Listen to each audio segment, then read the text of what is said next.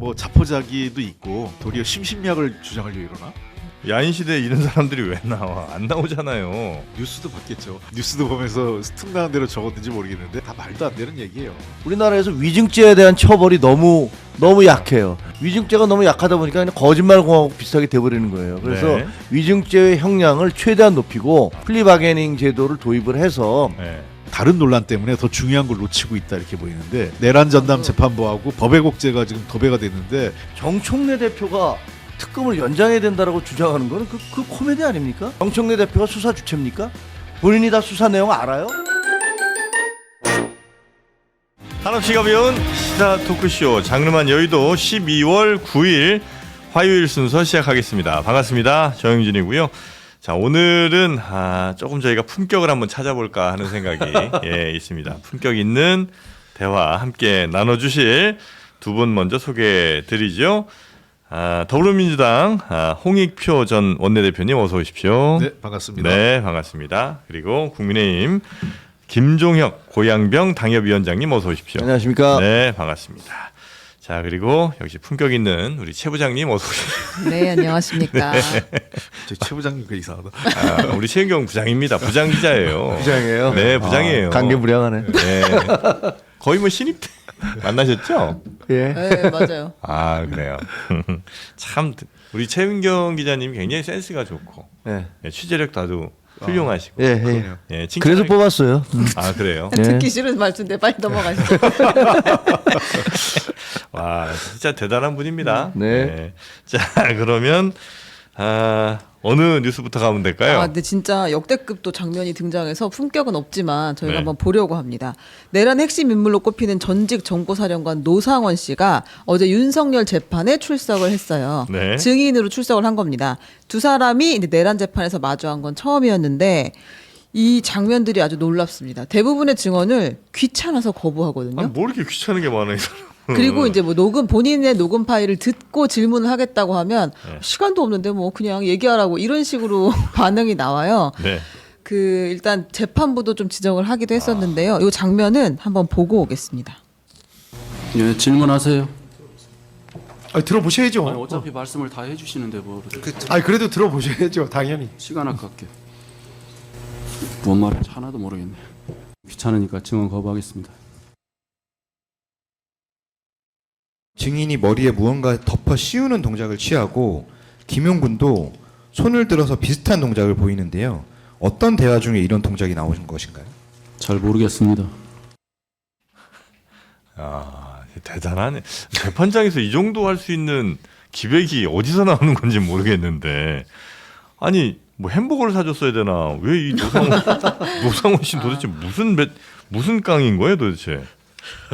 아니 재판에서 지금 이 사람도 이제 결국 매우 이 내란의 중요한 인물일 수밖에 없는 거잖아요. 중요가담자죠. 예, 그런데도 불구하고 이렇게 하는 건 어차피 지금 잘해봐야 뭐 형량 깎일 일 없다 이렇게 생각하고 포기한 건가요? 이거를 아까 들어오기 전에도 네. 우리 최 부장님하고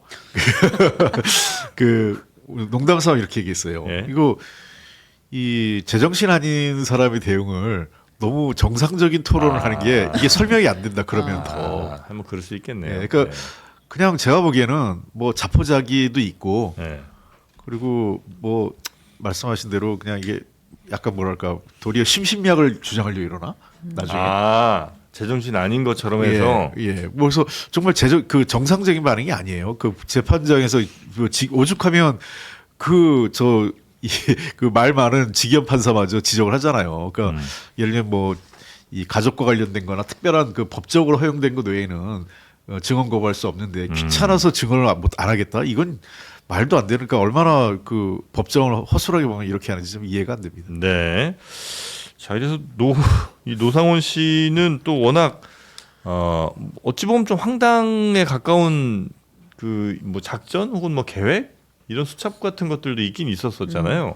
그렇죠. 뭐 거기에 이제 온갖 얘기들이 다 쓰여 있었잖아요. 예. 뭐 누구를 어떻게 뭐 수장을 시키더니 뭐 어떻게 하느니 뭐 온갖 얘기들이 있었던 걸로 기억을 하는데 그러니까 노상원 씨는 민간인이었잖아요. 근데 네. 민간인한테 비화폰을 제공을 했다라는 것 자체가 전혀 논리적 그 상식적으로는 이해가 되지 않는 그렇죠. 것이고, 그다음에 이 사람이 성추행 뭐 이런 사건으로 불명예 전역을 한 사람인데 그 더구나 지금 무슨 버거보살이니 무슨 보살이니 해가면서 무속에 심취해 있던 분 아니에요.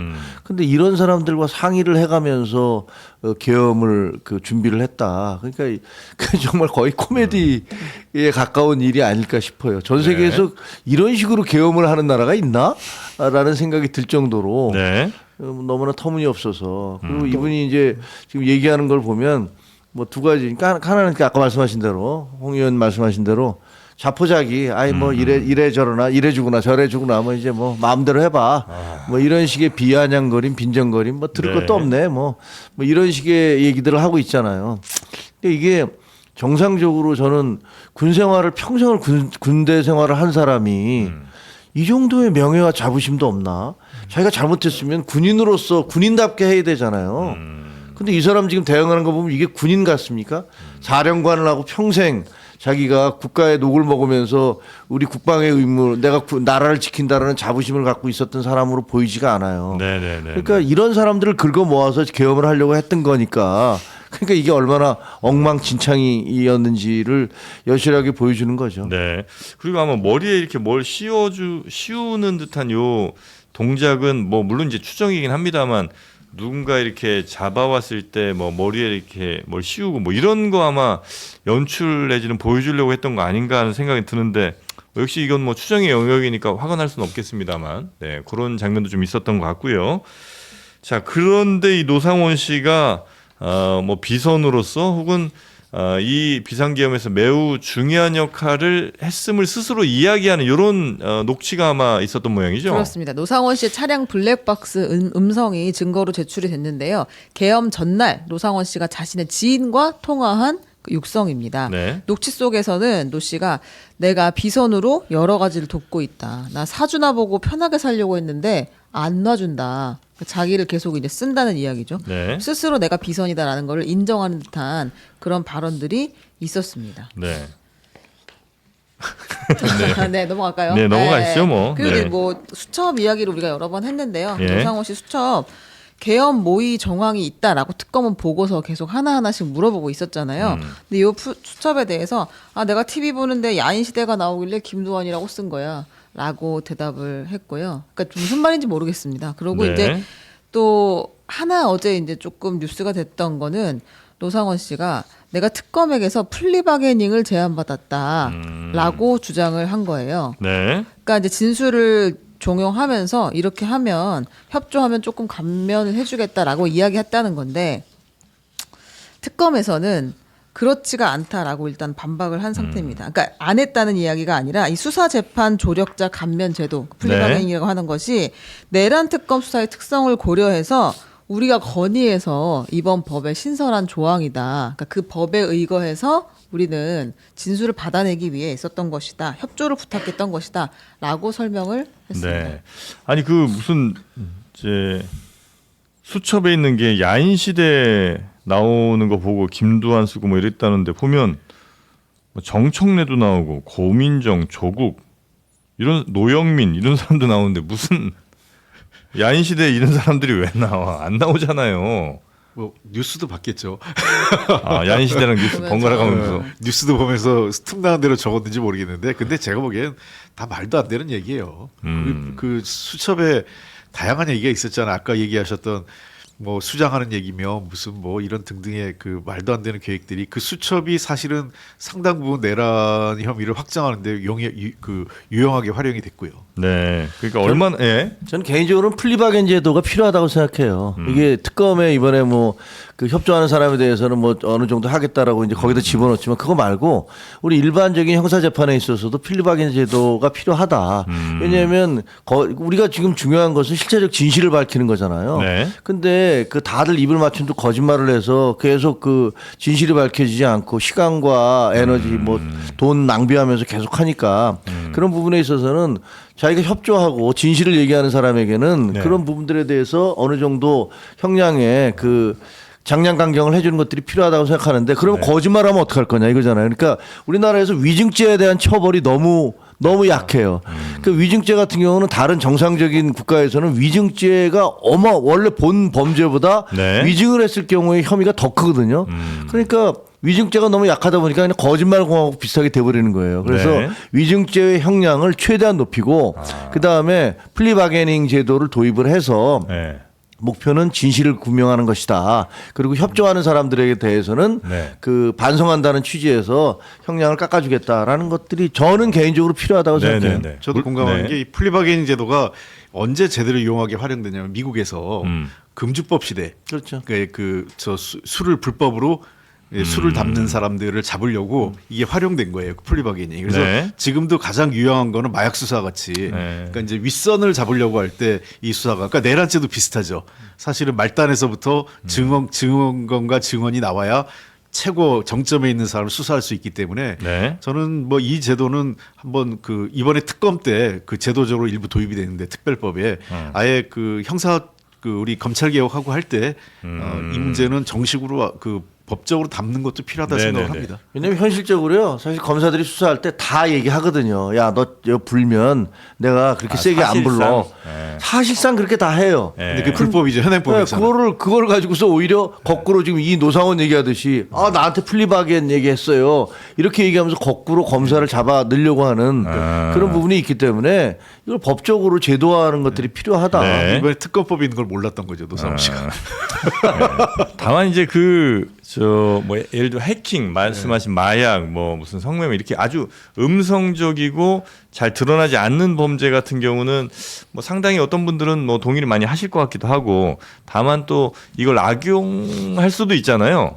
그러니까 뭔가 이렇게 같이 범죄를 저질러 놓고 자기 혼자 좀 죄를 이제 굉장히 덜 받게 받으려는 좋은 거 아니에요? 네? 좋은 거 아니에요? 그 좋아요? 범죄자들 사이에서 내분이 벌어져서 네. 서로 나는 어쨌든 범죄를 저질렀는데 네. 내가 나라도 살아야겠다라고 얘기하면 그 사람들 내부에서는 배신자고 나쁜 놈이지만 네. 국민들이 보기에는 그 범죄의 실체를 밝혀낼 수 있는 미국 거잖아요. 같은 경우는 그래서요. 네. 플리바게닝을 검사가 일방적으로 하지 못해요. 이거는 판사의 허락을 받고 하는 거예요. 네네. 그렇기 때문에 이 사법적 통제를 받으면 저는 그러니까 다양하게 그냥 뭐 플리바게닝 한다고 검사하고 그러니까 예를 들면 그 수사하는 사람하고 수사받는 사람 둘 간에 은밀하게 거래하는 게 아니라 네. 그것은 처음부터 플리바게닝이라는 문제를 판사에게 보고하고 그리고 또 동의를 받고 하는 통제 장치를 만들면 저는 가능하다고 네네네. 봐요. 그래서 하여튼 저는 어떤 죄의 그 종류에 따라서도 이게 모든 죄 다 하는 건 좀 왜냐면 그렇죠. 어떤 잘못에 대해서 형법이라는 거는 그 사람의 잘못을 처벌하는 것도 굉장히 중요한 법의 목적 중에 하나일 거 아니에요.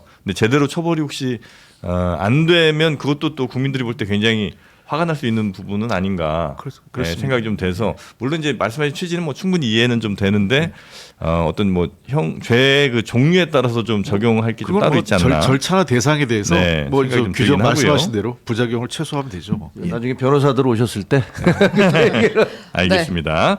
자 그리고요. 김용현 전 장관의 변호인들 있잖아요. 음. 역대급으로 이분들도 특이한 행보를 보이는데 이 조롱 행보가 계속 이어지고 있습니다. 이진관 판사가 그러니까 지금 이하상 변호사가 이진관 판사는 인민 판사다. 그러면서 맹렬하게 진짜 조롱과 비난을 하고 네. 지기현 판사를 향해서는 우리 지기현 판사, 우리 한성진 판사 이렇게 이야기하거든요. 요거는 듣고 그냥 넘어가겠습니다. 들어볼게요. 네. 이번에도 감시 재판을 통해서 인민 판사로서의 속성을 그대로 드러낸 이진관이란 자도 있었죠. 화요일에는 우리 지기현 판사가 하는 사건의 심리가 공판이 있었습니다. 그 사건에 대해서 우리 한성진 판사와 함께 또 재판을 하게 되어 있습니다. 네. 약간 그 판사들을 자기 편 혹은 뭐 적 이렇게 나누는 듯한 그런 워딩이 좀 나왔는데 이 사람도 참 이상한 사람이에요. 예, 이하상 변호사라는 사람도. 근데 결국 이 이하상 뭐 특별히 뭐 논평을 더 들을 건 아닙니다만 하여튼 이 사람이 변호하는 사람에게 별로 도움은 안 된다고 봐야 되는 거죠, 이것도. 그렇죠? 도움 안 되죠. 도움 안 되죠. 그러니까 제가 보기엔 근데 이게 잘 지금 피고인들 재판을 받고 있는 사람이나 변호사들이 한 통속이니까 그걸 모르는 거예요. 정상적인 사람이면 변호사가 저러면 이거 뭐야? 자기가 정치하려고 또 유튜브에서 무슨 뭐 그 뭐죠? 그 슈퍼챗 같은 거 받으려고 네. 저러는 건데 자 하도 도움이 안 되는 거거든요. 바꿔야 되는 건데 그쵸. 그냥 가는 거죠. 지금 김용현 피고인이 이용당하고 있는 것 같아요. 이 사람들한테 거의 무대를 깔아준 거잖아요 지금. 그렇죠. 네. 자, 하여튼 김용현 변호인의 이상한 행보는 저희가 몇 번 전해드렸는데 또 이런 이상한 이야기를 했다는 거 한번 잠깐 전해드렸고요. 예, 다음 넘어가겠습니다. 네, 어제 그 민주당에서 비공개 의원총회가 열렸습니다. 주제는 내란 전담 재판부 어떻게 할 것인가였는데요. 그 정청래 대표가 어제 오전에 과감하게 수정하겠다. 그러니까 위헌 요소가 있다면 그건 최소화하겠다고 이야기를 했고 위헌 요소가 없더라도 시비가 안 걸리게 과감하게 수정하겠다라고 했었는데요. 2시간 넘게 이제 의총을 했는데 결론을 내지 못했습니다. 추가 의견을 수렴해서 다시 의원총회를 열겠다라고 하고 마무리했습니다. 의총에서도 반대 의견들이 꽤 많았던 모양이죠. 네, 상당히 많은 의원 10여 명이 이제 이야기를 했는데 예. 그 취재한 기자들의 이야기와 기사들을 보면 예. 법사위에 대한 성토가 상당히 많았다. 법사위 네. 의원들에 대한 네, 이게 우리가 전에도 의총했을 때 좀 더 논의해서 숙성을 시키자라고 했는데 왜 법사위가 먼저 저기까지 가 있느냐. 이거 지금 본회의 통과만 되면 끝나는 거잖아요. 네. 법사위 전체를 통과를 했으니까. 그리고 이제 이거 뭐 우리뿐 아니라 뭐 참여연대도 다 반대하고 있고, 그러니까 우리 진영에 있는 사람들도 다 반대할 정도로 위헌 요소가 있는데 잘못되면 어떻게 하려고 하느냐라는 이제 질문도 많이 있었다고 합니다. 네, 여기에 대해서 또 뭐 아주 적극적으로 찬성하는 사람들도 있긴 있잖아요. 네, 주로는 지적을 하면 법사위 의원들이 반박을 하거나 설명을 하는 형식으로 진행이 됐다고 해요. 어제 의총이. 네. 네. 혹시 여기에 대해서 우려를 우리 홍익표 의원도 하시는 쪽이신가요? 저는 뭐 김채원님도 아시지만 오래전부터 이게 우려가 됐죠. 뭐 이게 위헌이냐 아니냐를 떠나서 그 당초 민주당에서 생각하는 게 지금 재판의 속도가 너무 느리다. 네. 그러니까 이거의 포인트였잖아요. 지기현 판사가 속도가 느리니 문제 신속하게 하자. 이런 측면에서 내란 전담 재판부를 두겠다고 하면서 이거 무조건 그 하나는 각급 법원이 위헌 신청을 할 수 있고요. 그다음에 두 번째는 피고인 측 변호사, 법적 대리인들이 이걸 위헌 신청을 할 수 있는데 판사들은 어떨지 몰라도 각급 법원은 몰라도 변호사들은 무조건 할 거거든요. 변호인 측은. 그런 측면에서 이게 무조건 헌법재판소로 가고 시간은 2, 3개월 늦어지기 때문에 그러니까 이 엄중하게 이 어떤 내란의 죄를 묻겠다 이런 차원에서 내란 전담 재판을 하겠다면 몰라도 빨리 하려고 했던 거는 처음부터 애시당초 포인트를 잘못 맞춘 거 아니냐. 속도하고는 관계없는. 오히려 더 늦어진다. 더 늦어진다. 이런 우려는 많이 했었어요. 네. 그래서 그 걱정이 좀 됐던 거고 그리고 실제로 이 문제에 대해서는 아마 조금 어제 그 의총에서 문제 제기한 게 그런 것 같아요. 과거에 의총을 할 때는 중요한 쟁점 법안이 있으면 그거를 상정하기 전에 물어보고 하자. 뭐 어느 시점에서 하자 아니면 뭐 원내대표단에 위임한다든지 뭐 이런 정도의 결론을 짓고 그때부터 스타트가 되는데 이거는 법사위원들은 다 했는데 의총에서 의원들이 막은 꼴이 되잖아요.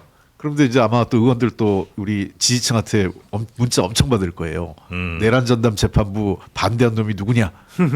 또 이게 또 신종 수박들 이래가지고 이제 아마 네네네. 그러니까 딱 이렇게 그림이 나뉘는 것 같더라고요. 그러니까 이 예. 내란 전담 재판부에 빠르게 찬성하는 의원들은 이제 아주 그 당성이 좀 높고 예. 그렇지 않은 사람들 뭐 위헌 가능성 제기하거나 뭐 윤석열 풀려날 가능성 뭐 이런 거 얘기하는 사람들은 이제 워터멜론. 숨어있던 수박이 다 드러났다. 예, 이렇게 되는 그렇게 건데. 이제 판단들은 되는 것 같더라고요. 그러니까 그게 저는 이 지지자 정치, 지지층 중심의 정치에 이제 그 맹점이 자꾸 드러나는 건데 정치라는 게 하나는 당연히 그 당의 주인은 당원들이기 때문에 당원들 의견을 듣는 게 첫 번째지만 거기에 또 하나는 소위 그 공론화 모델, 수기 정치 모델이 같이 이렇게 그 절충되지 않으면 이런 일이 반복될 거예요. 너무 그 여론에 휩쓸려가는. 그렇죠. 네. 앞서도 이런 유사한 일이 있었잖아요. 민주당에서. 뭐였죠? 그때 그 뭐였더라 그때 한번 네, 잠깐 한번 그런 일들이 제가 얘기할게요. 먼저 말씀하시죠. 예, 종종 있었죠. 네. 저요? 이렇게 오늘 너무 점잖네. 아, 그렇습니까? 네. 근데 저는요 지금 양당 지도부가 네. 국민의힘이나 민주당이나 도대체 무슨 정무적 판단을 하는 거지? 이런 생각이 들어요. 왜냐하면 저 국민의힘 같은 경우 저희 당 얘기니까 네.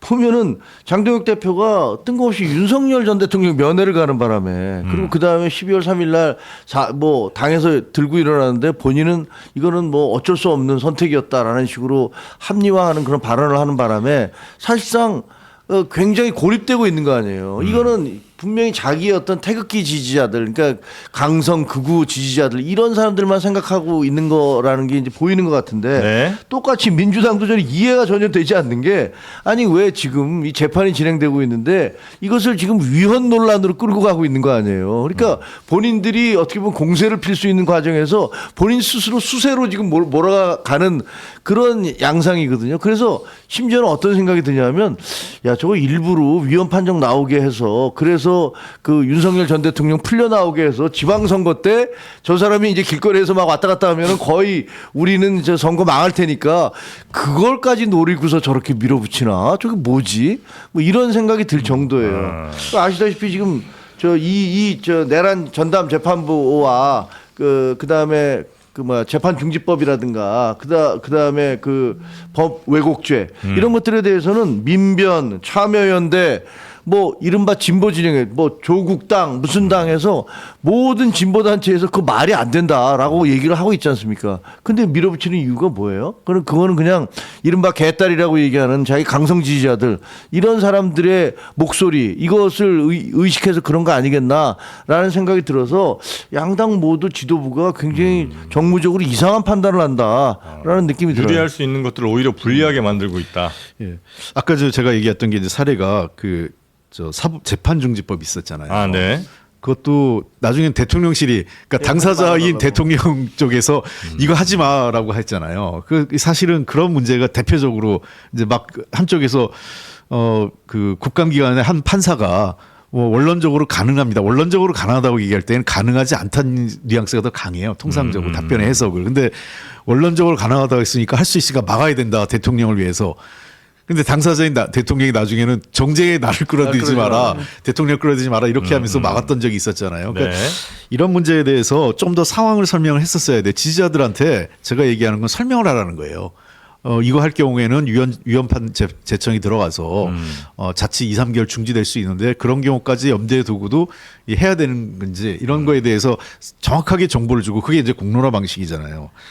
저는 지금 민주당에서 몇 가지 다른 논란 때문에 더 중요한 걸 놓치고 있다 이렇게 보이는데 원래 사법개혁을 해서 일부 대법관 수를 좀 증원하고 그다음에 네.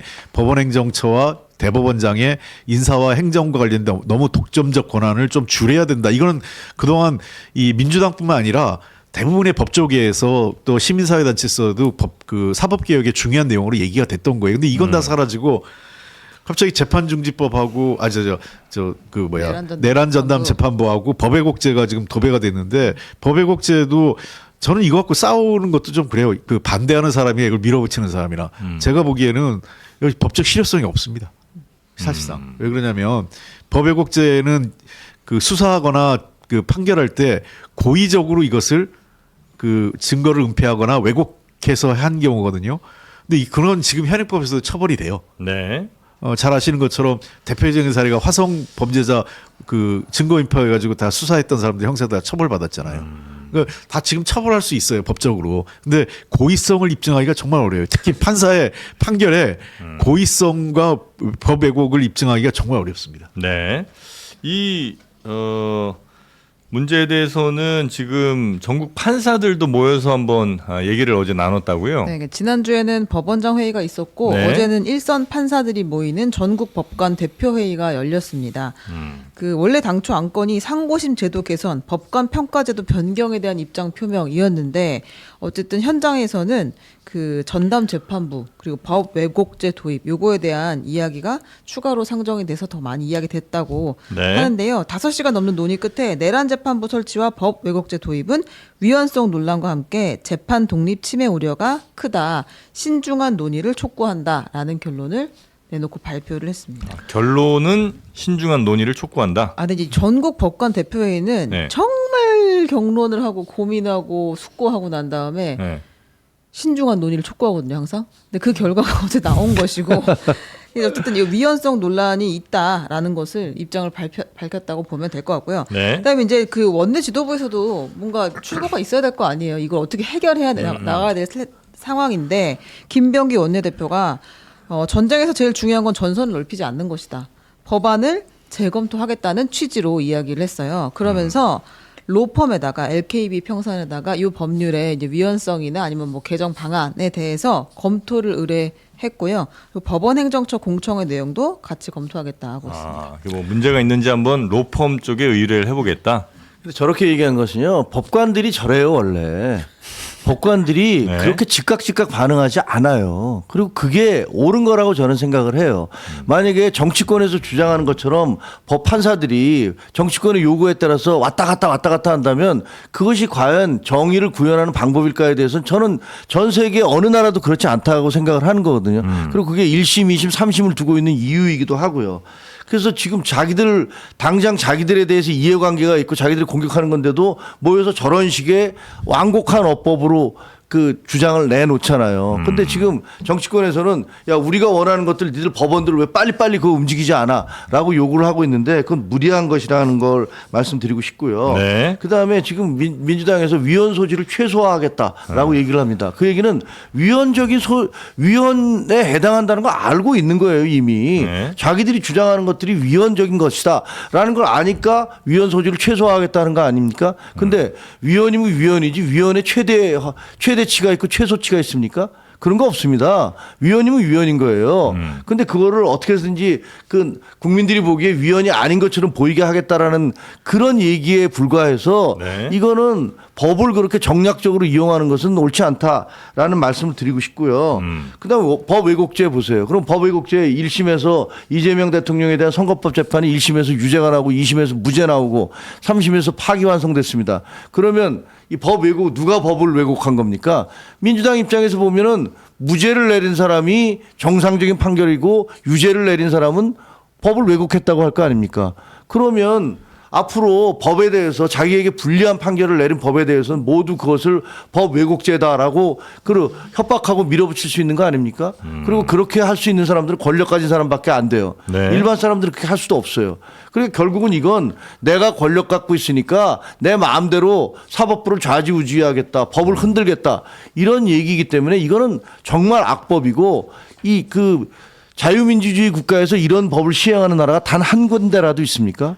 제가 알기에 없습니다. 네. 이제 그 독일의 경우가 지금 비슷한 법이 있는데 지금 독일 사례 갖고 와서 자꾸 하는데 독일도 이 법이 거의 지금 현재 사문화된 상태예요. 아까 제가 말씀드린 게 이게 실효성이 없다라고 하는 게 그런 측면이에요. 그러니까 독일 경우도 좀 그렇게 되고 있고 그러니까 네. 많은 분들이 이제 이걸 주장하는 사람, 반대하는 사람 다 동일하게 독일 얘기를 많이 해요. 그러다 보니까. 그렇죠. 예. 그러니까 찬성하는 사람은 야 독일 있지 않냐? 예, 그렇죠. 반대하는 사람 야 독일도 사문화됐어. 예, 이렇게. 실효성이 없다. 왜 실효성이 없다? 그래서 예. 저는 이거 갖고 죽기 살기로 하겠다는 거하고 반대하는 거 다 제가 보기엔 좀 약간 제가 보기에는 의미 없다. 왜냐하면 아까 제가 얘기했잖아요. 왜냐하면 저 수사하는 검찰이나 경찰은 처벌이 가능해요. 왜냐하면 구체적으로 나중에 증거를 왜곡했거나 이 고의로 누락했으면 그건 나오잖아요. 증거가 확인되면 그거는 처벌돼요. 지금도 처벌할 수 있어요. 그 법이 없어도. 네네. 근데 판사는 이게 그 법과 양심의 영역이기 때문에 이걸 입증하기 되게 어려워요. 우리 재판 받아보면 재밌는 일이 있습니다. A라는 사람을 놓고 1심에서는 물증은 없는데 여러 가지 그 증언의 일관성, 그러니까 이 고발한 사람의 관계자들의 증언의 일관성이나 이런 것 등등을 감안할 때 당신은 유죄야 이렇게 때리는 경우고요. 사실관계가 바뀌지 않았어요. 네. 2심에 간 판사 뭐라 그러냐면 분명히 심증은 가지만 물증이 없기 때문에 너 어쩔 수 없이 너 나쁜 놈이지만 무죄로 할 수밖에 없어 이렇게 해요. 그러니까 사실관계는 하나도 바뀐 게 없어요. 판사의 판단만 바뀐 겁니다. 근데 그 경우에 그 양심 판단과 법과 양심의 영역이라 이걸 고의성이 있는지 뭘 왜곡했는지 입증하기가 굉장히 어려워요. 독일 얘기를 하시잖아요. 근데 제가 알기에는 독일에서 지금 그나마 그 법 왜곡하면 안 된다라는 그런 주장을 하는 것은 아이러니하게도 히틀러 때문에 그런 거예요. 예. 히틀러가 국민법정이라는 걸 만들어요. 그러니까 특별재판부를 만든 거예요. 그래서 그 특별재판부에서 히틀러에 반대하는 모든 사람을 거기다 불러다가 다 처형을 해버립니다. 그리고 그때 제가 이름을 잊어버렸는데 아주 악명 높은 판사가 있어요. 그 판사가 히틀러가 반대하는 정적들을 모두 다 무기징역, 사형 이런 식으로 해서 처벌을 하는 거예요. 그러니까 완벽하게 법을 왜곡하는 거죠. 네. 그런 것들에 대한 그 반성 때문에 아무리 판사라도 정권에 아첨하면서 저런 식으로 법을 왜곡하면 안 된다라 해서 만들어 놓은 게 법 왜곡죄로 알고 있는데 지금 민주당에서 얘기하는 거는 정반대로 그거를 얘기를 하면서 비슷하게 가겠다는 거 아닙니까? 그러니까 이거는 말이 안 되는 거죠. 이제 그 민주당에서 자꾸 드는 사례가 과거 인혁당 사례 같은 거 하잖아요. 그러니까 사실은 그런 경우는 법적 심판 한번 하긴 했었어야 돼 판사도. 그러니까 왜 그러냐면 판결 나오고 24시간 안 돼서 그날 당일날 맞아요. 사형 처리했잖아요. 네. 그거 전형적인 인권 침해고 대표적인 우리 사법부의 흑역사 중에 하나가 인혁당 사건인데 그런 경우는 사실상 이제 나중에 조사해 보면 근데 당시 권력자가 박정희 정권이었기 때문에 처벌이 안 된 거죠. 그래서 정권의 압력에 굴복한 사법부의 가장 나쁜 사례 중에 하나입니다. 그 법과 양심에 어긋나는 네. 그런 경우가 종종 있었죠 과거에. 근데 그건 이제 과거 군사 정권 시절, 권위 정권 시절에 있었고 민주화 이후에 특히 김영삼 정권 이후에는 그런 사례를 우리가 구체적으로 찾기는 어려운 상황이기 때문에 법과 양심에 따라 처벌한 이 법과 양심에 따른 판단 분명히 나쁜 판사 있어요. 근데 그걸 입증하기는 굉장히 어려워요. 그러니까 이 법이 있다고 한들 그래서 제가 실효성 얘기하는 거예요. 법 왜곡죄가 있다 하더라도 네. 만약에 박정희 정권 당시에 법 왜곡죄가 있었다고 쳐봅시다. 그래서 인혁당 사건 같은 게 발생했어요. 그럼 그 법 왜곡죄가 적용될 수 있겠습니까? 법 왜곡죄 적용 못 돼요.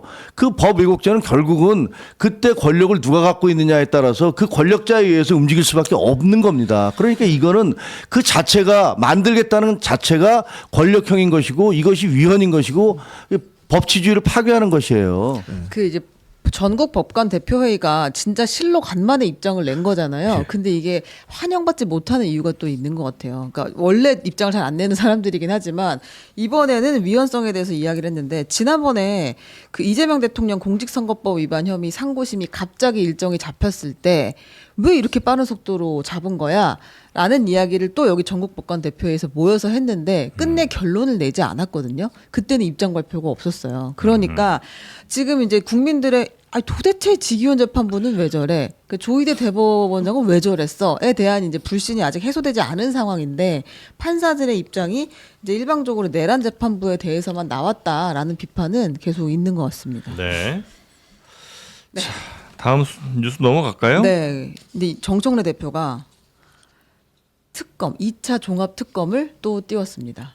3대 특검이 모두 종료되는 12월 28일을 기점으로 즉시 2차 추가 종합 특검을 추진하겠다라고 이야기를 했습니다. 그러니까 네. 아직 다 밝혀지지 않은 진실들이 있다. 수사가 끝나지 않았다라는 취지로 내란의 잔재를 끝까지 파헤치고 모든 책임을 낱낱이 단죄하겠다. 내란의 티끌마저 법정에 세우겠다라고 하면서 2차 특검 이야기를 했습니다. 2차 특검이면 세 가지가 다 2차로 가요? 아니면 3대 특검 다 2차로 아니면 그중에 미진하다고 판단되는 것만? 네, 미진하다고 판단되는 것들이 모여서 아마 2차 특검으로 가려고 하는 것 같은데요. 네. 예를 들면 그 계엄 이유를 우리는 아직도 모릅니다.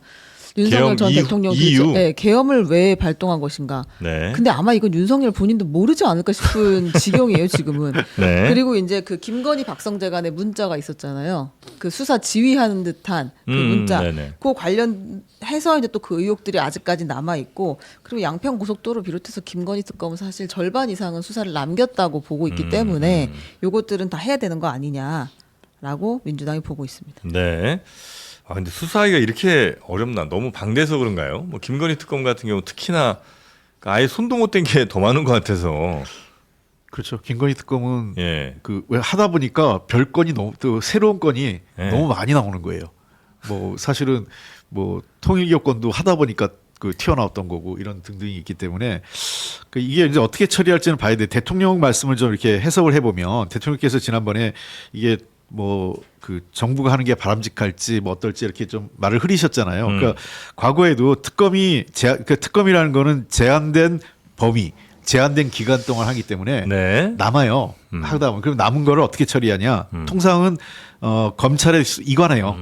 그러니까 이거 여기는 우리가 기소를 했고 이 부분은 남아 있으니까 마저 수사를 해달라 이렇게 해가지고 검찰에 넘겼는데 이번에도 그렇게 처리를 할지 아니면 특검으로 갈지 대통령께서도 만약에 그러면 특별수사본부든 뭐든 만들면 또 이재명 정부가 그 당사자성이 있는 이재명 정부 하면 야당이 더 반발하지 않겠냐 특검보다 이 얘기를 한 거죠. 그래서 국회에서 논의해달라. 그러니까 남은 자녀 수사를 검찰이 할지 계속 하긴 할 수밖에 없어요. 네. 그러니까 검찰이 하면 더 그 아무래도 정부의 영향력 하에 있다고 생각할 거니까 그 야당 입장에서는 특검을 하는 게 더 낫지 않겠냐라고 물어본 거예요. 야당 입장에서 특검을 좋아할 것 같진 않은데 아닌가요? 그러니까 어떤 아니, 근데 예. 저는 그 비상계엄과 관련해서 그리고 김건희 씨와 관련해서 모든 진실이 밝혀져야 된다라고 처음부터 계속 주장을 해왔어요. 예. 그런데 그거를 정청래 대표가 특검을 연장해야 된다라고 주장하는 거는 그 코미디 아닙니까? 아니 특검이 수사를 하고서 이거 우리가 여러 가지 부족합니다. 이거 정치권에서 판단해 주십시오. 라고 얘기하는 것도 아니고 정청래 대표가 수사 주체입니까? 본인이 다 수사 내용 알아요? 근데 자기가 마음대로 야 뭐는 됐고 뭐는 안 됐으니까 이거 계속 가. 이렇게 결정을 합니까? 아니 이게 무슨 상시계엄입니까? 뭐 일상계엄하는 겁니까? 도저히 제가 보기에는 상식적으로 민주국가에서 있을 수 없는 일을 지금 하고 있는 거예요. 보세요. 특검이 뭡니까? 특검이라는 것은 정치적인 권력형 사건에 대해서 이것을 중립적으로 처리하기 위해서 여야가 합의해서 그래서 임명하는 게 특검이에요. 근데 지난번에 비상계엄 이후로 이걸 일방적으로 이제 민주당 야당에서 거기까지 간다고 쳐봐요. 네. 그걸 인정한다 하더라도 지금 권력이 바뀌었어요. 권력이 바뀌어서 지금 현재 이재명 정권이 들어선 거 아닙니까? 근데 거기서 이재명 정권이 들어섰는데 특검에 대해서도 자기들 마음대로 이걸 더 임기를 연장해라 마라 이런 식으로 다수당을 가지고 다수의 횡포를 부리면서 그때는 뭐라고 그랬습니까? 이거 야당이 그냥 일방적으로 임명을 해야 된다라고 해서 야당만으로 해서 임명한 거 아닙니까? 여야 협의 없이 원래 특검은 그렇게 하도록 안 돼 있는데 근데 그럼 이번에도 또 그러겠다는 겁니까? 그래서 제가 보기에는 이거는 도대체 다수당이 됐다고 그래서 이런 식의 폭력적 입법을 해도 되는 건지 저는 굉장히 의아스럽습니다. 그럼 정치적 입김이 덜 들어간다고 판단되는 곳이 검찰이에요? 아니면 경찰이에요? 아니면 특검이에요? 뭐 국수본 뭐 어떤 곳이에요? 그 상식적으로 보면 네. 특검이 덜하죠. 특검이 왜 그러냐면 지금은 입김이 덜해요. 예, 지금은 저희가 이제 집권 여당이잖아요. 네. 검찰 전반에 대한 인사권도 가지고 인사권 있고, 갖고 있죠. 예.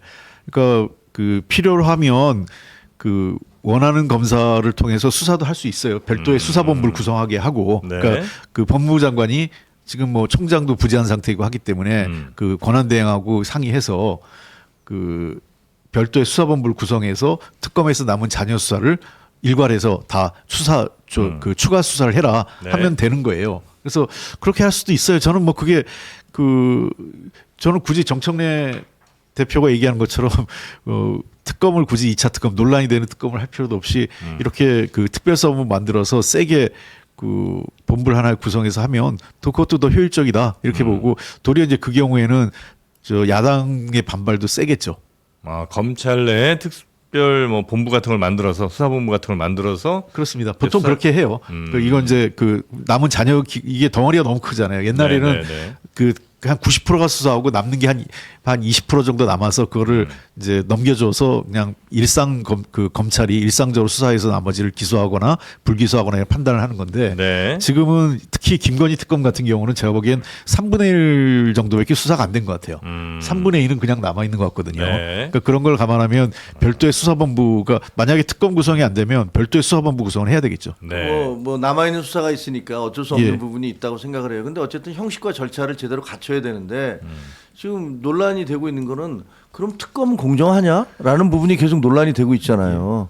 예를 들어 민중기 특검 같은 경우는 아니 무슨 범죄 수사를 하다가 다른 범죄 혐의가 밝혀졌는데 그런 부분들에 대해서는 그냥 입 싹 씻고 있다가 나중에 그 보도가 되니까 거기에 대한 대응도 안 하고 이러고 있는 거기 때문에 이런 부분들에 대해서 특검 자체의 어떤 공정성이라든가 좀 편파적인 거 예, 아니냐? 너무 편파적인 거 아니냐라는 지적이 이미 나와 있어서 이런 부분들을 그러면 다시 특검을 만든다면 최상병 특검, 그다음에 뭐 김건희 특검, 그다음에 내란 특검 이 세 가지 중에서 뭘 어떻게 하겠다는 건지에 대해서도 네. 뭐 아직까지는 뭐 전혀 나와 있지 않아요 지금. 그 제가 민주기 특검을 변호하는 건 아닌데 민주기 특검 얘기를 들어보면 제가 얘기했던 방식으로 처리하려고 했던 것 같아요. 그러니까 그 민주당 의원들한테 통일교에서 돈을 줬다 이 얘기 아니에요. 그렇죠.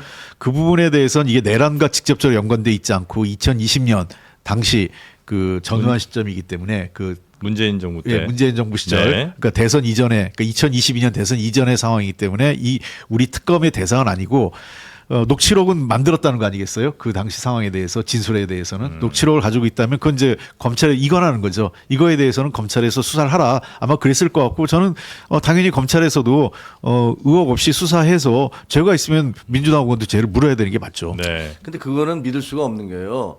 이거 보도 자체가 민중이 특검이 한 게 아니에요. 그러니까 생각해 보세요. 마약 수사를 하는데 마약상 수사를 하는데 A 그룹과 마약상이 관계가 있다 해서 수사를 했어. 하다 보니까 마약상이 B 그룹에도 돈을 줬어. 마약을 줬어. 그러면 당연히 이거 A 그룹뿐만 아니라 B 그룹이 문제가 있다. 근데 지금 현재 특검법상 야 우리는 김건희와 관련된 부분만 하도록 돼 있어라고 얘기하면 적어도 이렇게 중대한 사안에 대해서는 특검이 발표를 했어야 돼요. 이러이러한 부분이 나왔다. 그래서 이런 부분들은 이렇게 수사를 하겠다라고 발표를 했어야 되는데 그거 발표 안 했어요. 그리고 나중에 언론 보도를 통해서 나오고 윤영호 씨가 내가 법정에 가서 다 얘기해 버리겠다. 이렇게 얘기하니까 부랴부랴 나중에 거기에 대한 제대로 된 설명도 없어요. 그러니까 제가 보기에 민중기 특검은 여러 가지로 지금 그 공정성에 대해서 민중기 특검 본인도 도이치모터스 사건과 관련해서 그 투자를 했던 그런 그 사실이 밝혀져서 거기서 이득을 얻은 것이 밝혀져서 논란이 되지 않았습니까?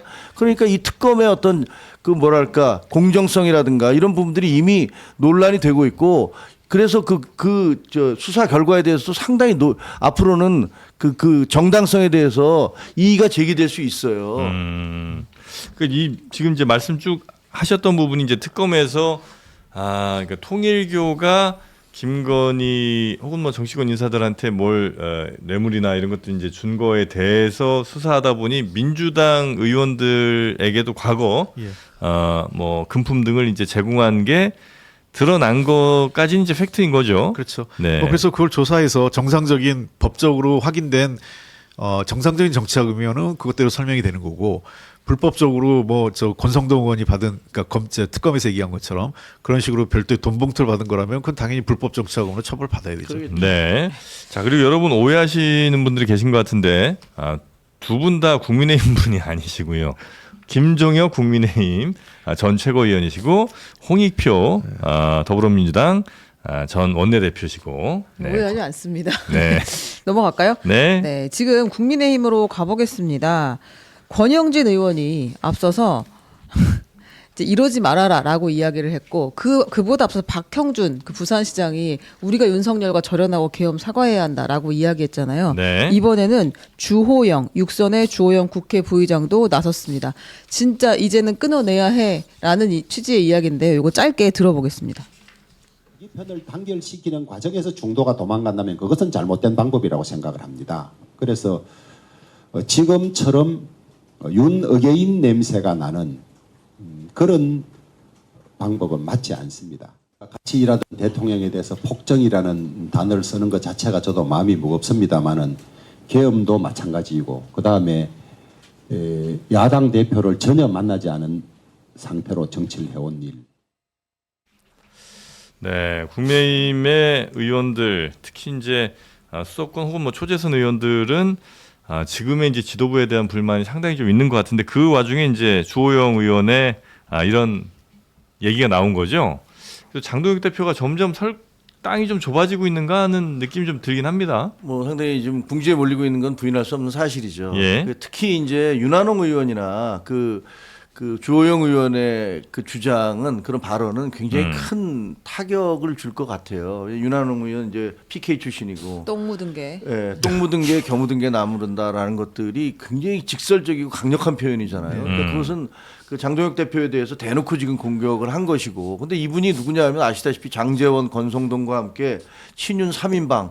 찐윤 3인방이었단 말이에요. 한 분은 돌아가셨고 한 분은 구치소에 가 있는데 이분이 거기다 대놓고 바로 옆자리에 이제 그 장동혁 대표를 앉혀놓고 그런 얘기를 했기 때문에 그것이 굉장히 충격이었는데 이제는 육선이고 그 TK 지역에서 가장 영향력이 큰 주호영 의원이 거기에 대해서 윤석열 전 대통령을 폭정을 했다라는 얘기까지 했어요.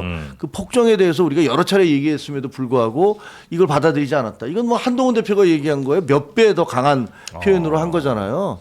그러니까 지금 현재 PK나 TK 이 양쪽 모두에서 또 찐윤이었다고 생각되어지는 혹은 범친윤이었다고 생각하는 의원들이 거기에 대해서 반기를 들고 있는 거고 반발을 하고 있는 거고 그다음에 25명의 또 초재선 의원들이 우리 이대로 가면 안 된다. 윤석열 부부와 절연해야 된다라는 성명을 냈고 무엇보다 또 송원석 원내대표가 이 양대 톱이라고 얘기하는 송원석 원내대표가 그 뒤에 이제 부대표들을 쫙 대동하고 했는데 그 부대표들이 그 김은혜 의원 홍보수석했던 김은혜 의원 그다음에 유상범 의원 뭐 그다음에 서지영 의원 뭐 조지현 의원 뭐 이런 분들 다 친윤이라고 생각하는 의원들을 뒤에다 대동을 하고서 우린 잘못했다라고 사과를 한 거예요. 그러니까 그렇게 보면 지금 장동혁 대표에게는 그냥 그 전한길류의 굉장히 강성 유튜버들과 그리고 강성 지지자들, 네네. 뭐 이런 분들만 이렇게 그런 분들에게 계속 이렇게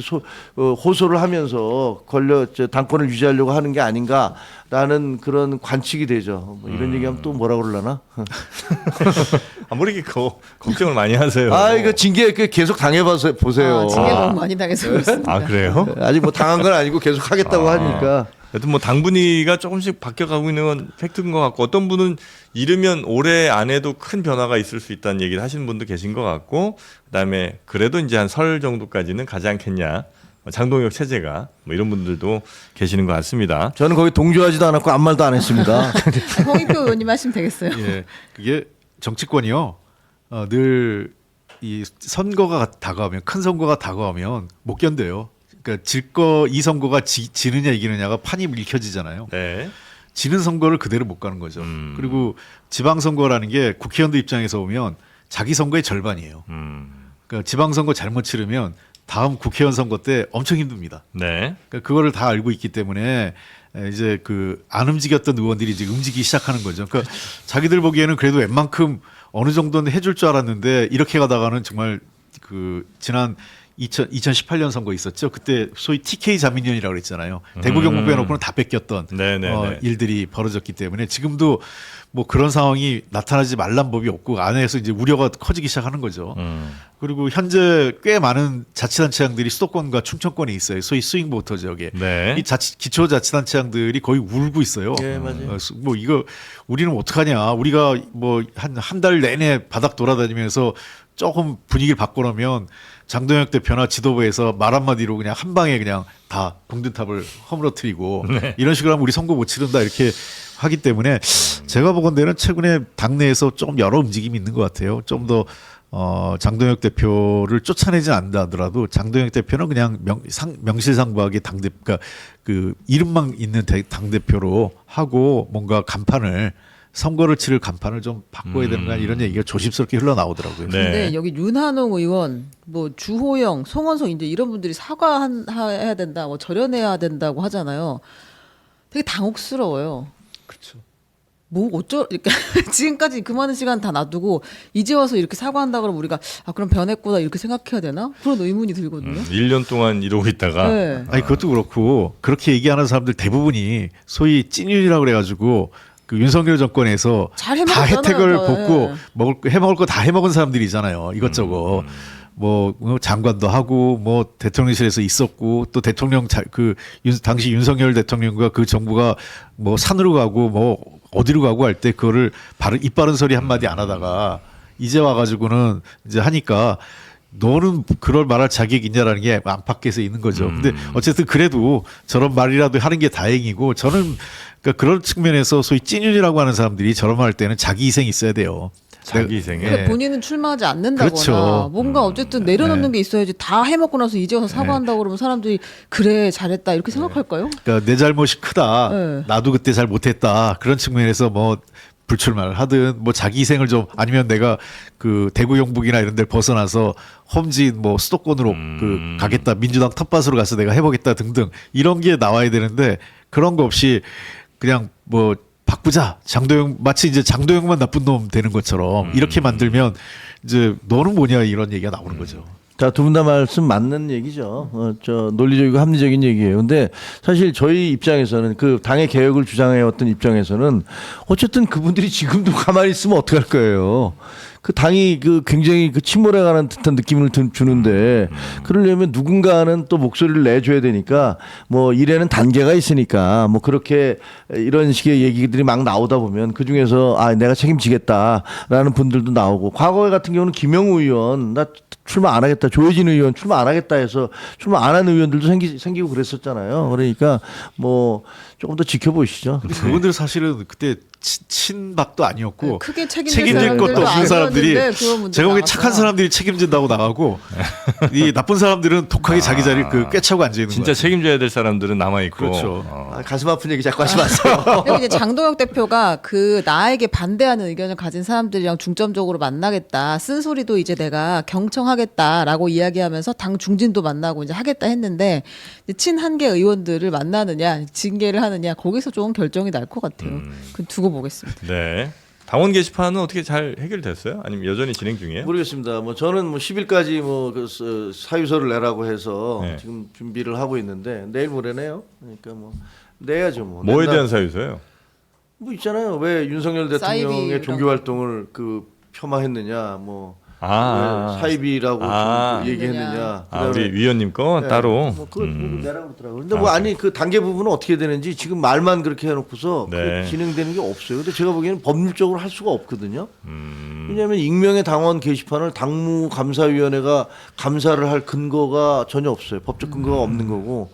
뭐 저도 마찬가지인데 특정의 사람만을 찍어서 그 사람에 대해서 윤리위원회에 무슨 뭐가 들어온 것도 아닌데 네. 그 특정의 사람이 여기서 이런 데서 얘기한 것만 다 골라내서 이게 뭐 문제가 있다라고 얘기하면 그럼 제가 보기에 윤한홍 의원이 똥 묻은 게 겨 묻은 게 이런 발언이라든가 윤석열 대통령 폭정 얘기라든가 이런 부분들은 그 당의 명예를 훼손시키고 그분들 기준으로 보면 그런 거 아닌가요? 아, 그래서 손바닥에 왕자 쓴 거 그 비판한 거에 대해서 사유서 내래요? 뭐 그런 거 포함돼 있죠. 네. 미안하다고 하세요 그냥. 그래서 미안했다 이렇게 이야기하시면 뭐가 미안해요. 네. 자 그리고 민주당에서는 그 인사청탁 그게 여전히 후폭풍이 좀 있네요. 네, 아마 지난 주말이었던 것 같습니다. 그 유시민 노무현재단 이사장이 한 이야기가 계속 나오고 있는데요. 지난 5일 영등포구에서 그 지속 가능한 민주주의 함께 다시 쓰다 토론회에 참석을 했습니다. 거기서 여기 이제 김남국 그 디지털 소통 비서관의 인사청탁 관련 그 논란 관련해서 직접 이야기를 했거든요. 경계하라라는 메시지를 강하게 냈는데요. 한번 들어보겠습니다. 이번에 어떤 그 국회의원하고 비서관이 뭐 문자 주고받은 것 때문에 인사청탁 난리가 났잖아요. 이제 그게 문제가 뭐냐 하면 그러니까 지금 잘하고 있다고 하지 마세요. 저는 몹시 위험하다고 봐요. 그러니까 우리가 하는 모든 통화, 우리가 주고받는 모든 메시지 이것이 전부 도청되고 있다고 생각해야 돼요. 조선일보나 이런 재래식 언론 기자들에게 다 들어간다고 생각하고 해야 돼요. 그러니까 내가 하고 있는 모든 말, 내가 하고 있는 모든 행동, 내가 주고받은 모든 메시지가 내일 아침에 어떤 이유 때문에 갑자기 만천하에 공개된다 하더라도 나는 아무 문제가 없어. 나는 당당해. 법적으로 문제없고 도덕적으로 떳떳해. 이렇게 확신할 수 있는 범위에서 하라는 거예요. 네. 뭐 원론적으로는 뭐 틀린 말은 아닌 것 같긴 한데. 네. 유시민 지금 그 전 이사장이죠. 노무현재단 전 이사장인데 네. 유시민 그 이사장께서 제가 보기에는 굉장히 그 표현을 독하게 하신 거예요. 좀 강하게. 원래 뭐 유시민 이사장께서 좀 말씀을 좀 강하게 하시는 스타일인데 그 구구절절 틀린 말 아니죠. 뭐 이게 뭐 누가 도청한다, 누가 몰래 훔쳐본다 이런 게 아니라 네. 그렇게 돼서 드러난다 하더라도 자기가 한 행적에 대해서 떳떳하고 법적으로 문제 안 되게 행동해야 된다. 그러니까 최근에 이런 그 인사청탁 문자라든지 또는 아마 그 자리에 있었던 그 이 대통령 비서실에 관계자 한 명이 이제 공개적인 자리에서 잘하고 있고 아마 마지막에도 그 사랑받는 정권으로 마무리될 것 같다 이런 식의 얘기를 하고 하니까 제가 보기에는 그런 거에 대한 경계, 그러니까 어떤 이 권력이라는 거는 늘 이 뭔가 아니라고 또 그 권력이 취한다 그러잖아요. 그럴 때 이제 빈틈도 생기고 잘못한 일도 보이고 자기 허점을 네네. 그러니까 자기의 허물을 좀 감추려고 할 때 탈이 때문에 늘 경계하라는 거죠. 경계하라는 뭐. 얘기를 네. 하신 것 같아요. 너무나 원론적인 얘기입니다. 너무 좋게 해석해 주신 것 같고요. 예. 그렇게 얘기하려면 조선일보 얘기는 하지 말아야죠. 누구든지 누가 봐도 문제가 없도록 그런 대화가 있어야 됩니다라고 얘기하는데 저분은 거기서도 진영을 갖다가 공격하고 있는 거 아닙니까? 조선일보가 도청하고 있다니. 아니 기자들이 무슨 도청하는 사람입니까? 도청한다고 저런 식의 막말을 해도 되는 거예요? 저도 기자 출신인데 자기들이 엉뚱한 문자 보내다가 찍힌 거 아닙니까? 그걸 왜 기자들한테 넘겨서 그렇게 얘기를 하세요? 저분은 이게 제가 보기에는 궤변 제조창 비슷하게 얘기를 하시잖아요. 60세 이상 되면은 뭐 머리가 뇌가 썩으니까 뭘 하지 말라는 둥.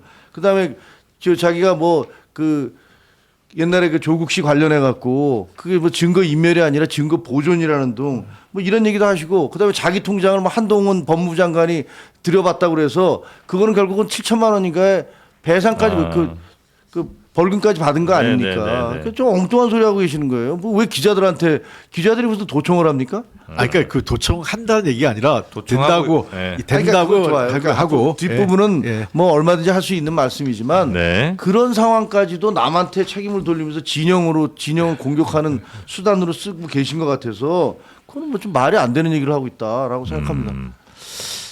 이 보수 쪽에는 이런 논객이 요즘 별로 잘 안 보이는 것 같습니다. 누구 있나요? 왜 제- 조갑재 선생님 나오잖아요. 조갑재 선생님. 정규재 정규재 선생. 그런 분들. 좀 젊은 분들이 나와 주셔야죠. 젊은 예. 분들이 나와 주셔야 되는데 그런 부분들에서는 좀 뼈가 젊은 쪽에서는 또 전환길 강사 이런 분이 있으니까 문제죠. 그 뭐 젊어요. 전환길 강사가. 저랑 젊지도 않아요. 누가 봐도 되게 은퇴 연령인데. 네. 네. 자, 그리고 또 조진웅 씨 관련된 정치권 논란은 네. 여전히 좀 이어지네요. 그것도 할 시간이 지금 있을까요? 시간이 55 너무 많이 분이군요. 늘었습니다. 요거는 넘어가는 그럴까요? 걸로 하고요. 네. 그 이재명 대통령이 정원호 서울 성동구청장을 공개적으로 칭찬하는 글을 올렸어요. 이게 어제 굉장히 뉴스가 됐었는데 그 본인도 이재명 대통령이 이제 그 기초자치단체장일 때 이제 업무 평가가 좋았는데 나도 시정 만족도가 좋았는데 명함도 못 내밀겠다라고 하면서 크 이렇게 이야기했어요. 그러면서 정원호 구청장이 내년에 이제 서울시장 후보군으로 분류되는데 이거 사실상 찍은 거 아니야?라는 이야기들도 나오고 있습니다. 네. 그 어쨌든 대통령이 누군가 이렇게 실명으로 칭찬을 하게 되면 또 그런 오해 아닌 오해를 받을 수는 있겠죠. 그래서 뭐 오해인가요? 맞아요. 그러면 이게 아니 그 지난번에도 그랬잖아요. 그 저 최고위원 선거할 때 김민석 씨가 네. 계속 그 힘을 못 쓰니까 차에 태워서 왜 김민석 후보는 이렇게 안 올라가지라고 얘기해서 결국 그분은 수석 최고위원 만들어 주셨잖아요. 그러니까 네. 제가 보기에는 아주 외곽을 때리는 노련한 정치 기술을 발휘하고 계신 것 같아요. 근데 대통령이 이렇게 대놓고 특정의 후보에 대해서 물론 성남시 내가 했던 것보다 더 잘하는 것 같아요라고 얘기하면서 우회적으로 돌려서 얘기했지만 누가 봐도 이 대통령 이 사람 지지하나 뭐 이런 느낌을 주잖아요. 그럼 다른 분들 우리 홍익표 의원님도 마찬가지지만 서울시장을 준비하시느라고 열심히 뛰시는 분들은 네. 얼마나 힘 빠지겠습니까? 이게 좀 별로 올바른 태도는 아닌 힘 공정하게 빠지- 하셔야죠. 네, 힘 빠지셨어요? 대통령은. 아니요, 그렇지 않아요. 세상 일은 다 빛과 그림자가 있으니까 네. 뭐 그 좋은 면도 있고 나쁜 면도 있고 그런 거고 대통령께서도 뭐 특별한 의미는 없다고 봐요. 이게 뭐 아직 후보도 확정 출마 선언도 다 하지도 않은 상태이기 때문에 만약에 그 공식적으로 출마 선언을 다 아직 정 청장도 출마 선언을 하지 않았잖아요. 네. 출마 선언을 공식적으로 다 하고 라인업이 이루어졌을 때 이렇게 하시면 이제 대통령의 당무 개입이나 뭐 그 공정성 시비가 있을 수 있겠지만 아직은 선거 국면이 본격화되어 있지 않았고 누가 나온지도 확실하게 정해져 있지 않은 상태이기 때문에 그냥 언론의 추정 보도죠. 각각의 개인들의 희망이고 그런 상황에서 그냥 일상적으로 그냥 뭐 화제가 되니까 행정 잘한다 이런 정도 얘기를 하고 전 봅니다. 그냥 너무 그 과하게 얘기할 필요도 없고 덜 얘기할 필요도 없다 이렇게 보여요. 네. 정원호 구청장이 원조 일잘러에게 칭찬을 받다니 더 열심히 하겠다 이렇게 이야기했고 오늘 박홍근 의원이 아침에 인터뷰에서 좀 인간적으로 저 소식을 접했을 때 좀 의아스럽기도 하고 당혹스러운 게 솔직한 마음 아니겠어요? 이 박홍근 의원도 이제 서울시장 출마를 하겠다고 뛰고 있고 박주민 의원도 지금 이제 출마하겠다고 되게 열심히 뛰고 있는데 너무 이제 확대 해석할 필요는 없어요. 이렇게 이야기를 했어요. 박주민 의원은 아침에 어느 방송에서 만났는데 네. 대통령이 어저께 전화를 했대요. 본인에게 전화를 했다. 본인한테 전화를 해서 너무 확대 해석하지 말라고 그렇게 얘기를 했다는 거예요. 뭐 그게 뭐 그래서 무슨 의미인지는 잘 모르겠지만 뭐 정치적으로 고관여층에서 보면 누가 봐도 야, 저건 그 법적인 문제가 발생하기 전에 미리 손 좀 들어주는 거 아니야? 이런 생각이 드는 건 뭐 어쩔 수 없습니다. 네. 자, 그리고 나경원 의원도 요게 이제 한마디 또 덧붙였네요. 네. 네. 내년 서울시장 선거를 앞두고 특정 인물을 노골적으로 띄우는 선거 개입 신호탄이다라고 이야기했는데요. 그럼 지금 서울시장은 어디서 무엇을 하고 있는가? 저의 관심사입니다. 지금 말레이시아가 있다고 하더라고요. 말레이시아는 어떤 일로? 그 카프리를 하기 위해서 그러니까 주말에 도로에다가 차를 다니지 않게 하도록. 카프리요? 네, 카프리. 맥주 이름 아니에요? 카프리? 그러네요. 카프리. 네. 근데 아무튼 이제 카프리 모닝을 벤치마킹하기 위해서 말레이시아 쿠알라룸푸르에 방문을 하고 있는 상태인데요. 이 카프리 모닝은 매주 일요일 오전 7시에서 9시까지 도심 한복판의 도로를 막고 시민들이 자유롭게 달리기를 할 수 있도록 마련된 행사라고. 서울 전체를요? 아니 일정 지역이죠. 그렇겠죠. 저는 진짜 정말 지금도 펀런 하시기를 바라지만 진짜 미치겠어. 이거 주말마다 안 그래도 진짜 상암동 맨날 이 월드컵이랑 다 막아놓고 마라톤 하거든요 요새. 그만 좀 해라 진짜. 이거 잘못하면 새벽 배송 금지처럼 그 심각한 논란이 벌어질 수 있어서. 새벽 배송도 힘들어지겠네. 이거 잘못하면 하여튼 뭐 오 시장께서 잘 검토하시길 바랍니다. 정말 이번에 하는 거 족족 다 진짜. 요즘 달리기 하는 사람들이 인구가 많이 늘었잖아요. 네. 그러니까 그거에 약간 이제 업어가시는 것 같은데 그 이제 서울이란 특성도 감안하고 또 등등을 해서 그러면 그에 따른 불편함이 없게 잘 고려해야죠. 왜냐하면 실제로 그 대중교통을 이용해서 가야 되는 분들이 있단 말이에요. 그런 분들에 대한 생계가 걸려 있는 분들도 많잖아요. 특히 일요일 새벽에 일하는 사람이 우리 사회에서 어떤 의미에서는 제일 그 대중교통에서 일하러 나가는 분들이 제일 어려운 계층이거든요. 맞아요. 그런 것도 한번 좀 세심히 살펴볼 필요는 있다. 예. 운동 좋죠. 뭐 그래서 레저 활동 즐기시는 거 좋습니다만 요즘 같이 또 날이 좀 추워지면 이 캠핑 같은 데 가셔서 밖에서 이렇게 따뜻하게 커피 한 잔 또 끓여서 이렇게 드시면 그런 것도 운치 있지 않습니까? 좋죠. 거기에 반드시 필요한 게 또 랜턴 같은 거 아닐까 싶은데 말이죠. 코오롱 글로벌과 알피쿨이 힘을 합친 4-in-1 랜턴. 이거 진짜 정치권도 한번 이걸로 밝게 좀 비춰드리고 싶고 밝게 좀 밝혀드리고 싶습니다. 이게 이제 기본적으로 이런 랜턴이 있는 거고요. 여기에 분리형 랜턴이 따로 또 이렇게 들어갑니다. 난 이거는 참 좋은 아이디어인 것 같아요. 이걸 이렇게 아마 딱 눌러서 그거 뛸 힘도 없어요. 그냥 떼시면 돼요. 안 열리네. 이렇게 이제 그냥 떼시면 돼요. 이렇게 하면 자석이 이제 부착돼 있어갖고 이렇게 옷걸이처럼 걸 수도 있고. 이거 뭐 내가 캠핑을 다녀봤어야 알지. 그리고 자나깨나 일만 해가지고 주말에 이렇게 이제 옷걸이 같은 게 있어서 안에 텐트 안에 걸어 놓으셔도 되고. 요거 이제 버튼을 딱 누르시면 이렇게 빛이 또 이렇게 밝게 비칩니다. 네. 참 아이디어 좋습니다. 요게 이제 3개가 여기 더 붙어 있는 거예요. 그래서 큰 거 하나, 작은 거 3개. 이거 들고 다닐 수도 있고. 러닝 하실 때도 이런 거 하나씩 이렇게 들고 다니면서 이렇게 자전거랑 여기다 이렇게 끼고 다니고. 그렇죠. 이 자전거나 자동차 또 어두울 때는 자전거는 모르겠는데 러닝할 때는 안 되겠네. 아니 진짜 제가 뛰니까. 러닝할 때 이런 거 하면 좋지 않아요? 그거 어떻게 들고 뛰어요? 우리 애들 운동화에 반짝이 그저 깜빡깜빡하는 그렇죠. 운동화 있죠. 그런 건 붙이는 건 상관없어요. 네. 그렇게 이렇게 노란색 색깔도 바뀝니다. 네. 아시겠죠? 네, 요거 이게 반짝 이것도 있잖아요. 이거 깜빡깜빡. 다 있잖아요. 저 등산용 랜턴하고 비슷한. 허리춤에 아버님들 차고 다니시면 딱이겠습니다. 그렇습니다. 그리고 요거를 요 4개가 같이 있는 요 랜턴을 29,900원에. 어때요? 요 정도면 뭐 안 사기 매우 어려울 것 같은데 그죠? 싸네. 이거 우리가 쿠팡보다 싸게 가지고 왔습니다. 쿠팡보다 싸게 갖고 왔습니다. 뉴퍼마켓에 갖고 왔고요. 쿠팡 최저가가 59,900원이라는 거 보니까 딱 200개만 여러분께 판매를 합니다. 그래서 지금부터 스타트를 하면 여러분 200분까지만 요걸 구매하실 수 있는 것. 201번째도 안 된다. 그래서 일단은 신청하시고 받은 다음에 나중에 반품을 하시더라도 일단은 200등 안에 드는 게 중요하다는 말씀을 드립니다.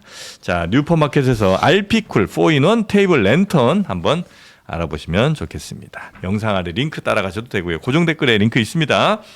자, 그러면 오늘 품격 있는 토론 두 분 김종혁 전 최고님 그리고 홍익표 전 원내대표님 두 분 대단히 감사하고요. 다음 주에 또 뵙겠습니다. 고맙습니다. 고맙습니다. 감사합니다.